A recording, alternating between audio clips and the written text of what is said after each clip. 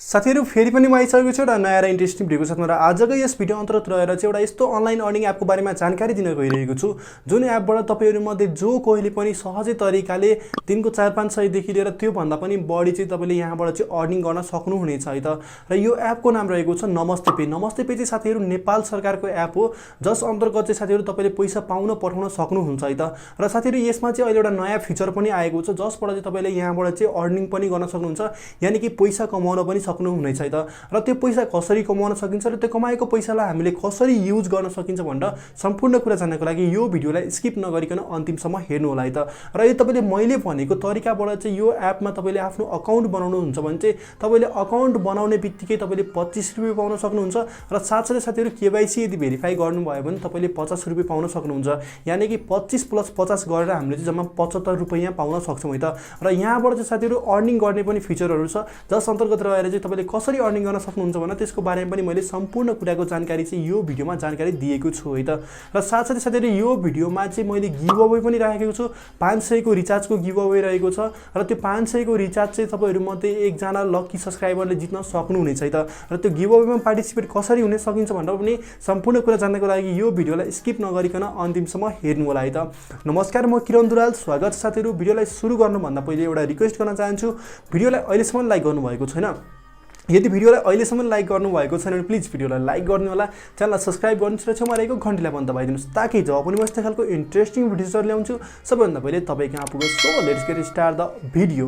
Okay साथीहरु, नमस्ते pay app के हो र नमस्ते पे एपबाट चाहिँ हामीले कसरी अर्निङ गर्न सकिन्छ भनेर सम्पूर्ण कुरा जान्नको लागि हामी आइसकेका छौँ आफ्नो मोबाइलको स्क्रिनमा है त। यसको लागि तपाईले सिम्पली प्ले स्टोरमा जानु होला।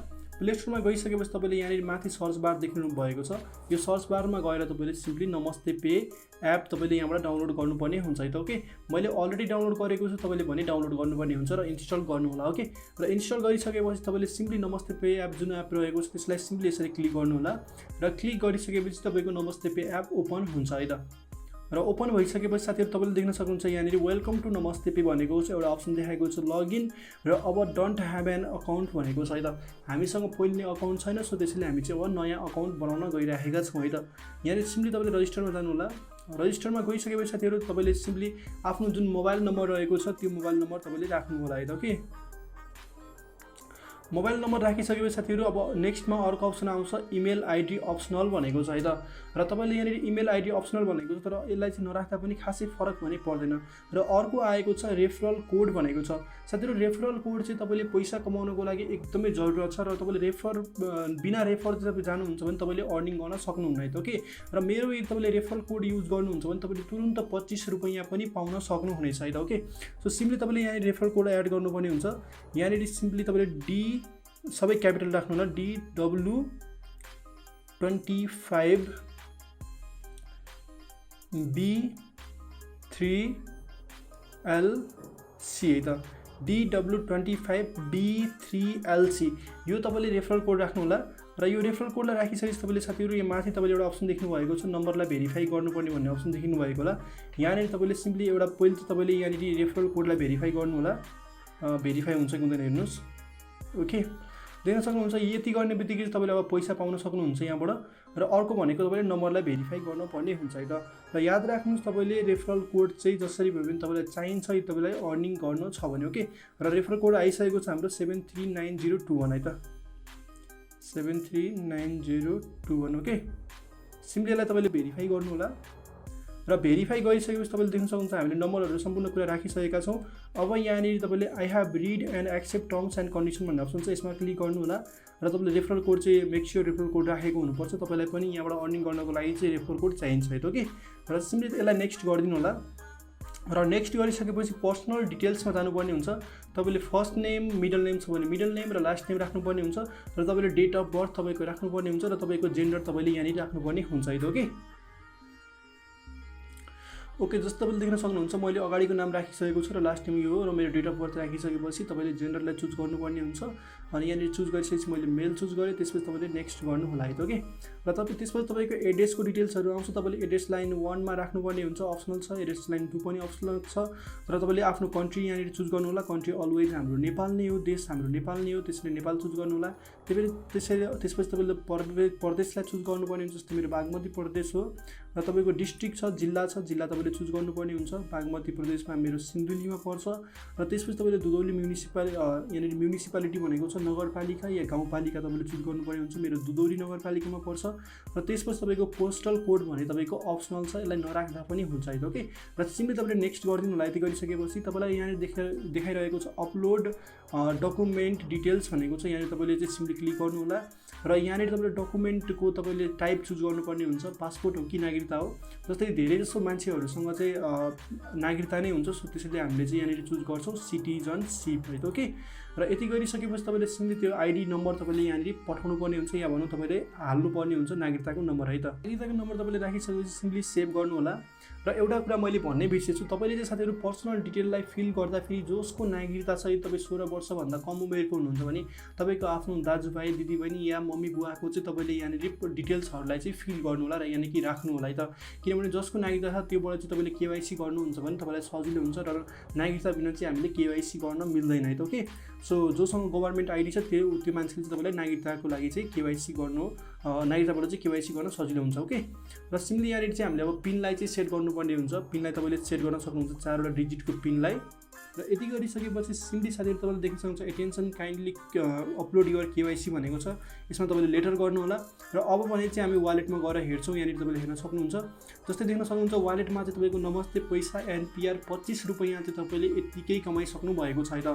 र त्यसै गरी नै तपाईँले यदि यहाँबाट चाहिँ केवाइसी गर्नुहुन्छ भने चाहिँ तपाईँले केवाइसी गर्ने बित्तिकै फेरि तपाईँले एक्स्ट्रा 50 रुपियाँ पनि कमाउन सक्नुहुन्छ। जम्मा 75 रुपैयाँ चाहिँ तपाईँले नमस्ते पे एप डाउनलोड गर्ने बित्तिकै तपाईँले कमाउन सक्नुहुन्छ है त।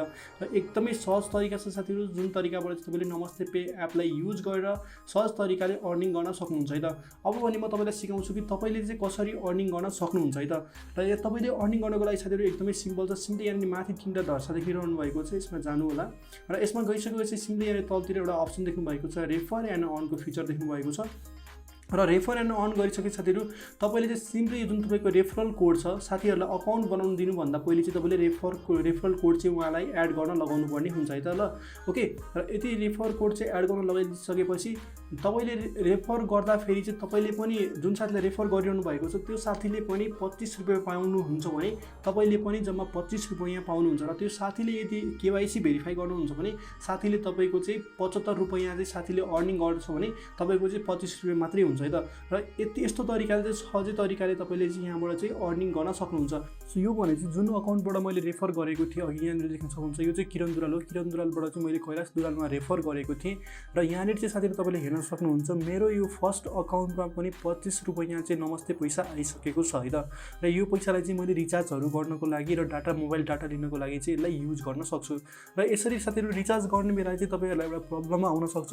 त्यो प्रब्लम चाहिँ के हो भन्दाखेरि तपाईँले यहाँबाट रिचार्ज गर्न जानुहुन्छ र यहाँनिर नम्बर हालेर तपाईँले चाहिँ ट्राई गर्दाखेरि चाहिँ पैसा रिचार्ज गर्नु खोज्दाखेरि चाहिँ इन्सफिसियन्ट ब्यालेन्स भन्न सक्छ है त। यदि तपाईँसँग यहाँनिर चाहिँ वालेटमा गएर हेर्नुहुन्छ भने नमस्ते पैसा मात्रै छ र तपाईँको मेन एनपिआर मेन ब्यालेन्स छैन भने चाहिँ तपाईँको इन्सफिसियन्ट ब्यालेन्स भन्छ। त्यसै कारणले गर्दाखेरि चाहिँ तपाईँले कम्तीमा पनि 100 रुपियाँ पैसा लोड गर्नु होला। यो पैसालाई पछाडि तपाईँले ब्याङ्क ट्रान्सफर पनि गर्न मिल्छ, यसको लागि कुनै पनि समस्या छैन है त। र तपाईँले पैसा लोड गर्नको लागि चाहिँ सिम्पली तपाईँले चाहिँ जुन ब्याङ्कहरू चाहिँ जुन नमस्ते पेले सपोर्ट गर्छ त्यो ब्याङ्क गर्न सक्नुहुन्छ, त्यो ब्याङ्कबाट पैसा लोड गर्न सक्नुहुन्छ। जस्तै मसँग राष्ट्रिय वाणिज्य ब्याङ्कको अकाउन्ट रहेको छ, त्यहाँबाट म गर्छु है त। सो साथीहरू मैले चाहिँ राष्ट्रिय वाणिज्य ब्याङ्कको मोबाइल ब्याङ्किङ मैले खोलिसकेको छु। यसको लागि साथीहरू सिम्पल छ, तपाईँले नमस्ते पेमा लोड गर्नको लागि सिम्पली लोड वालेटमा जानु होला। लोड वालेटमा गइसकेपछि नमस्ते पे भन्ने अप्सन आउँछ यहाँनिर, र नमस्ते पेमा गइसकेपछि अमाउन्ट लेख्नु होला। त्यसपछि तपाईँले रिसिभरको जुन मोबाइल नम्बर चाहिँ छ तपाईँको नमस्ते पे वालेटमा त्यो वालेटको मोबाइल नम्बर हाल्नु होला र रिम्याक्समा केही लेख्नु होला। त्यसपछि तपाईँले सबमिट गरिदिनु भयो भने चाहिँ तपाईँको चाहिँ नमस्ते पे वालेटमा चाहिँ पैसा लोड हुन्छ एकदमै सहज तरिकाले है साथीहरू।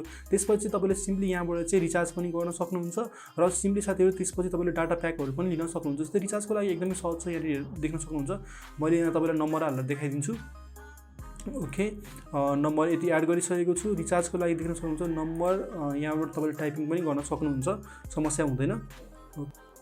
ओके, टाइपिङ गरिसकेपछि मैले नम्बर टाइपिङ गरिसकेको छु। त्यसपछि सिम्पली नेक्स्ट गरिदिनु होला। त्यसपछि तपाईँलाई कति अमाउन्ट हाल्ने, कति अमाउन्टको रिचार्ज गर्ने त्यो तपाईँले यहाँनिर सिलेक्ट गर्न सक्नुहुन्छ।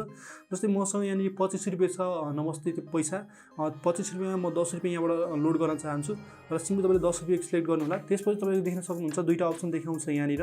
प्रोमो कोड हामीसँग छैन, यो परेन। यहाँ तल तपाईँले हेर्न सक्नुहुन्छ फ्रम मेन ब्यालेन्स र नमस्ते पैसा। तपाईँले चाहिँ साथीहरू नमस्ते पैसा सिलेक्ट गर्नु होला है त। ओके, सो नमस्ते पैसा सिलेक्ट गरिसकेपछि साथीहरू तपाईँले चाहिँ सिम्पली यहाँनिर चाहिँ पे को अप्सन आउँछ र तपाईँले त्यसपछि यहाँनिर सिम्पली तपाईँले चाहिँ पिनलाई भेरिफाई पिन भनेको छ, पिनलाई चाहिँ यहाँनिर इन्टर गर्नुपर्ने हुन्छ है त। ओके, पिनलाई इन्टर गरिसकेपछि तपाईँले सिम्पली भेरिफाई गर्नु होला। ट्रान्जेक्सन इन प्रोग्रेस भनेको छ, सो एकछिन टाइम लाग्छ। त्यसपछि तपाईँको रिचार्ज भने चाहिँ सक्सेस हुन्छ है त। सो यो तरिकाले चाहिँ तपाईँले सहजै तरिकाले रिचार्ज गर्न सक्नुहुन्छ नमस्ते पैसा, नमस्ते पेबाट कमाएको पैसालाई चाहिँ। साथीहरू यहाँनिर देख्न सक्नुहुन्छ 15 रुपियाँ बाँकी रहेको छ।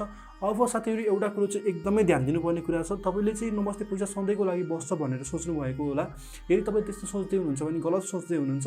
यसमा चाहिँ साथीहरू यहाँनिर गएर तपाईँले हेर्नुभयो भने चाहिँ यो वालेटको ब्यालेन्स चाहिँ 10 दिनभित्र चाहिँ एक्सपायर हुन्छ। सो 10 दिनभित्रमा चाहिँ तपाईँले नमस्ते पे पैसा, नमस्ते पे वालेटमा रहेको चाहिँ जुन नमस्ते पैसा छ यसलाई चाहिँ तपाईँले रिचार्ज गरेर सक्नुपर्ने हुन्छ है त।